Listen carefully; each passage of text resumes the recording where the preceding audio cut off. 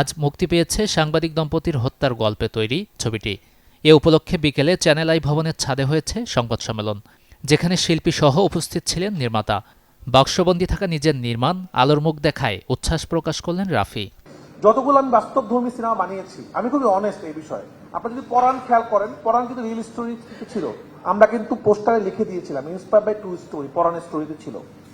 আমাদের যেই স্টোরিগুলো ছিল এবং আমলনামাতেও ছিল ইন্সপায়ার বাই ট্রু স্টোরি, যেই কন্টেন্টগুলো আমি সত্যি ঘটনা অবলম্বনে বানানোর চেষ্টা করেছি সেগুলো ফ্রাইডেতে ছিল যে ইন্সপায়ার বাই ট্রু স্টোরি। আপনারা খেয়াল করবেন, এটাতে কিন্তু নাই। কারণ এটা আমরা ওইরকম কোনো সত্যি ঘটনা এক্সাক্ট অবলম্বনে বানাতে চাইনি, আমরা আসলে ফিকশন ভাবে বানানোর চেষ্টা করেছি।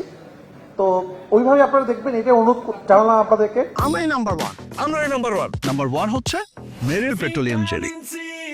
গল্পে স্বামী স্ত্রীর ভূমিকায় অভিনয় করেছেন ইমতিয়াজ বর্ষণ ও তানজিকা আমিন।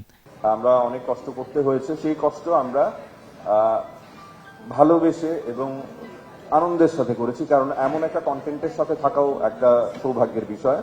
আর আমি সবসময় যেটা বলি,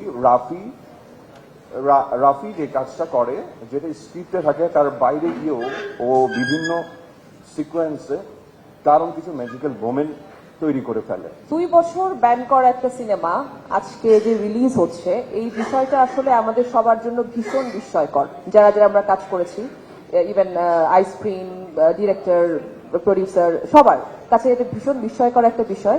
আমরা ভীষণ আপ্লুত, আনন্দিত যে আজকে আপনাদের সামনে আপনাদের সেই অমীমাংসিত সিনেমাটি আমরা একসাথে সবাই দেখব। লাভ ট্রায়াঙ্গেল পরকে ঢুকাবেনি। সত্য ঘটনার অনুপ্রেরণায় তৈরি অমীমাংসিত স্ট্রিমিং হচ্ছে ওটিটি প্ল্যাটফর্ম আইস্ক্রিনে। গাজী আনিস, চ্যানেল 24, ঢাকা। বাচ্চাটা একবারও ঘুম থেকে ওঠেনি।